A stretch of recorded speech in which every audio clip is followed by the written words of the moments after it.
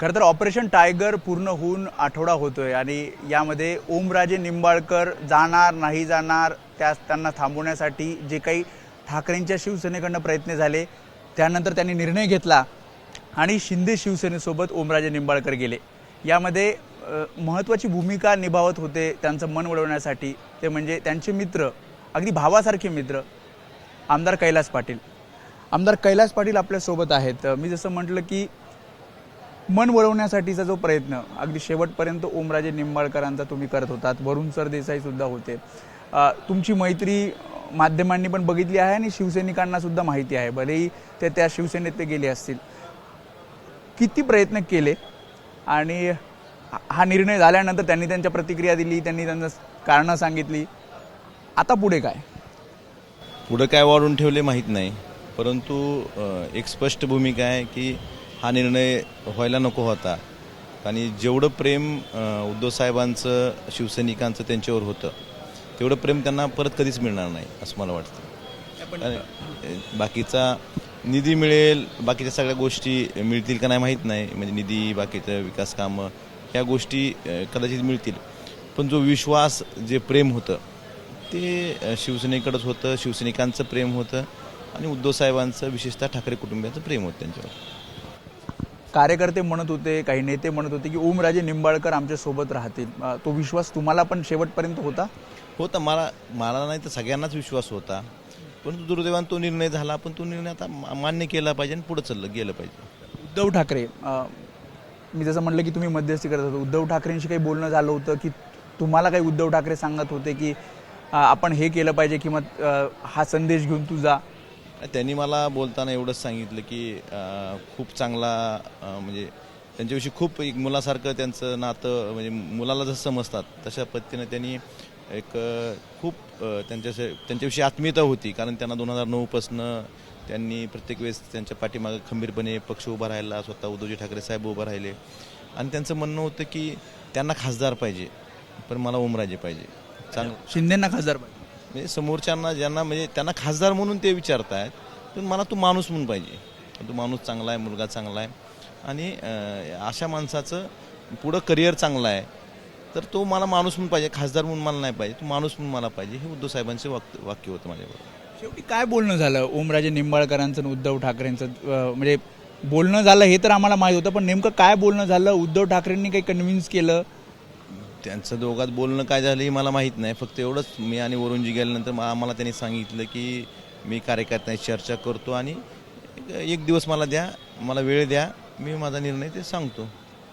सध्या स्थानिक पातळीवर कार्यकर्त्यांमध्ये काय चर्चा आहे? कारण ज्या प्रतिक्रिया येतात सोशल मीडियावर, खास करून ओमराजेंबद्दल ज्या काही प्रतिक्रिया येतात, हे सगळं पाहता कार्यकर्ते विरोधात गेलेले आहेत, कार्यकर्त्यांमध्ये संताप आहे का? कारण संमिश्र प्रतिक्रिया आम्हाला त्या, म्हणजे जेव्हा आपण प्रतिक्रिया घेतो कार्यकर्त्यांनी तेव्हा पाहायला मिळाल्या। ग्राउंडवर रिॲलिटी काय आहे? ग्राउंडवरची परिस्थिती आजच आपण स्पष्ट करू शकत नाही, थोडे दिवस गेल्यानंतर ही स्पष्टता येईल, पण तुम्ही म्हणण्यासारखं संमिश्र प्रतिक्रिया आहेत। म्हणजे काही लोकांचं म्हणणं होतं की अजिबात केलं नव्हतं पाहिजे, काही लोकांचं म्हणणं होतं ठीक आहे, म्हणजे असं दोन्ही संमिश्र प्रतिक्रिया आहे। पण बहुतांश कार्यकर्त्याची भावना अशी होती की हा निर्णय घ्यायला नको पाहिजे होता, आपण त्यांच्या विरोधात लढलो आणि त्यांच्या विरोधात म्हणून आपल्या लोकांनी मतदान केलं, तर आपण हा निर्णय घ्यायला नको होता। तुम्ही काय समजून सांगितलं? मी जसं म्हटलं की मित्र आणि भावासारखं तुमचं नातं आहे, प्रत्येक वेळी तुमची जोडी पाहायला मिळत होती। आज वेगवेगळे पक्ष आहेत, म्हणजे जरी शिवसेना असली तरी दोन वेगवेगळे नेतृत्व आहेत। मी माझ्या परीने प्रयत्न केले, परंतु जोपर्यंत मी बोलत होतो, त्या दिवशी आम्ही वरुणजी आणि मी गेल्यापर्यंत शेवटची भेट झाली, त्यावेळेस ते मला संभ्रमावस्थेत वाटले। ते संभ्रमावस्था त्यांचं, म्हणजे काय करावं करावं का नाही, काय करावं करू नये, असं संभ्रमावस्थेत होते। दुसरं संभ्रमावस्थेत कैलास पाटलांनी काय समजून सांगितलं? मी त्यावेळेस सांगितलं बघा ठीक आहे, तुम्ही सगळ्या गोष्टी, कार्यकर्त्याच्या भावनेचा विचार करा, उद्धव साहेबांचा विचार करा, ह्या सगळ्या गोष्टी सांगितल्या आणि त्यांनी पण त्या बाबतीत उद्धव साहेबांविषयी ते भावनिकच आहेत, म्हणजे त्यावेळेस बोलताना त्यांच्या बोलण्यातून जाणवले किंवा उद्धव साहेबांविषयी मला वाटते कसं, म्हणजे कसं फेस करायचं, पण मी अजून काय ठरवलेलं नाही, मी सगळ्यांची चर्चा करून ठरवतो असं म्हणले ते। उद्धव ठाकरे रविवारी धाराशिवमध्ये मोठी सभा घेत आहेत, बैठक घेतात कार्यकर्त्यांची, तेव्हा एका बाजूला उद्धव ठाकरेंसोबत कैलास पाटील असतील तर विरोधात ओमराजे निंबाळकर असतील। हे अवघड आहे कैलास पाटलांसाठी? आज उद्याचं काय होईल हे आज सांगू शकत नाही. त्यावेळेस उद्धवजी ठाकरे साहेब जो आदेश देतील, तो निर्णय देईल, त्याप्रमाणे आम्हाला पुढे वाटचाल करावी लागेल. पण आपल्या मित्राविरोधातच उद्याचं सांगू शकतो का? राजकारण एवढा निश्चित झालंय, उद्याचं काहीच सांगू शकत नाही आपण. त्यावेळेस जे होईल, उद्धव साहेब सांगतील त्याच्याप्रमाणे होईल, एवढंच सांगतो. पण जर उद्धव ठाकरे म्हणाले की लोकसभा निवडणूक कैलास पाटील यांनी उद्धव ठाकरे साहेब जो आदेश देतील तो आदेश पाळणारा हा मी त्यांचा शिवसैनिक आहे, मी तो पाळेन. नाही, पण यामध्ये असं आहे की सोशल मीडियावर चालू आहे की पुढचे आमचे उमेदवार लोकसभेचे कैलास पाटील असतील. हा विषय वेगळा. पक्षात निर्णय घ्यायचा अधिकार हा संपूर्णतः पक्षप्रमुख उद्धवजी ठाकरे साहेबांचा आहे. त्यावेळी जे सांगतील त्या आदेशाप्रमाणे मी काम करेन. पण कैलास पाटलांना अवघड जाईल का कार्यकर्त्यांना समजून सांगणं, कामं करणं, कारण आपलाच मित्र आपल्या विरोधात, आपल्या विरोधी पक्षात असणार आहे? असं काही घडलं तर निश्चितच अवघड जातं. पण आताच लगेच आपण त्याच्यावर काय होणार, कसं होणार हे ठरवण्यापेक्षा थोडा काळ गेल्यानंतर काही गोष्टी स्पष्ट होतील आणि मग आपण त्यावर बोललेलं चांगलं राहील असं मला वाटतं. त्यांचे चुलत भाऊ आपल्या पक्षात आहेत, ठाकरेंच्या शिवसेनेमध्ये, ते शिंदे शिवसेनेमध्ये आहेत. हे किती अवघड आहे म्हणजे हे सगळं. ज्या गोष्टी राजकारणात तुम्हाला सांगितलं, नाती, मैत्री आणि राजकारण ह्या गोष्टी वेगळ्या आहेत. प्रत्येकाला आपली आपली भूमिका असते. कुणी कुठं राहावं हे प्रत्येकजण स्वतः ठरवत असतो.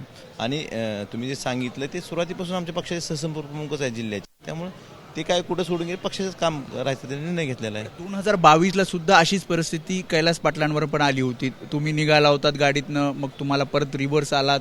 उद्धव ठाकरेंसोबत आपण राहणार ही भूमिका मांडली. 40 आमदार दुसरीकडे गेले, मात्र कैलास पाटील आणि नितीन देशमुख हे ठाकरेंच्या शिवसेनेमध्ये आले. काय विचार केला होता तेव्हा? आपण ज्या पक्षानं आपल्याला संधी दिली, आम्ही सर्वसामान्य कुटुंबातून येतो, ज्या पक्षानं आपल्याला एवढी मोठी संधी दिली त्या पक्षाबरोबर प्रामाणिक राहायचं, उद्धवजी ठाकरे साहेबांसोबत प्रामाणिक राहायचं, हाच विचार त्यावेळेस होता ना, आजही तोच विचार आहे माझा. त्याच्यानंतर पुन्हा एकदा बोलवणं आलं तर जसं ओमराजेंना बोलवणं आलं शिवसेनेकडनं, म्हणजे शिंदेकडनं? मला बोलवणंच येत नाही, कारण त्यांनी एकदा अनुभव घेतलेला आहे. जरी अनुभव घेतला, आता ओमराजे निंबाळकर आल्यानंतर कदाचित कैलास पाटलांचं मतपरिवर्तन होईल.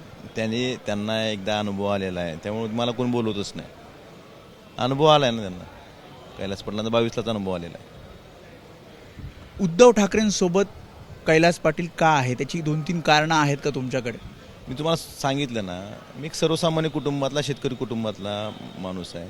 मला जिल्हा परिषद सदस्य, 2 वेळा विधानसभा, एवढी मोठी संधी माझी कुठेही राजकीय पार्श्वभूमी नसताना फक्त शिवसेनेत मिळू शकते, ह्या शिवसेनेने दिली, उद्धव ठाकरे साहेबांनी दिली. त्यामुळे त्यांच्याशी प्रामाणिक राहणं आणि ज्या कार्यकर्त्यांनी, ज्या शिवसैनिकांनी दिवसात रात्र कष्ट करून मला प्रत्येक निवडणुकीत निवडून आणलं, ह्यांच्याशी आपण प्रामाणिक राहणं ही माझी प्राथमिकता आहे, त्याप्रमाणे काम करतोय. असंच ओमराजे निंबाळकरांनी त्यांच्या कार्यकर्त्यांना विश्वासात घेतलं, तुमच्या काही कार्यकर्त्यांना विश्वासात घेतलं की आता ही माझी पुढची भूमिका आहे? त्यांनी कार्यकर्त्यांची बैठक घेतली, मीही आपल्या चॅनलच्या माध्यमातून बघितलं, आणि कार्यकर्त्या बैठकीनंतर ते निर्णय जाहीर झाला. पण मध्ये काय झाली मला माहीत नाही. बरं, आता शेवटचा प्रश्न. कैलास पाटील विरुद्ध ओमराजे, तुम्ही म्हणतात की परिस्थिती काय होईल, पुढे होईल, पण जर असं झालंच तर कैलास पाटील तयार असणार का?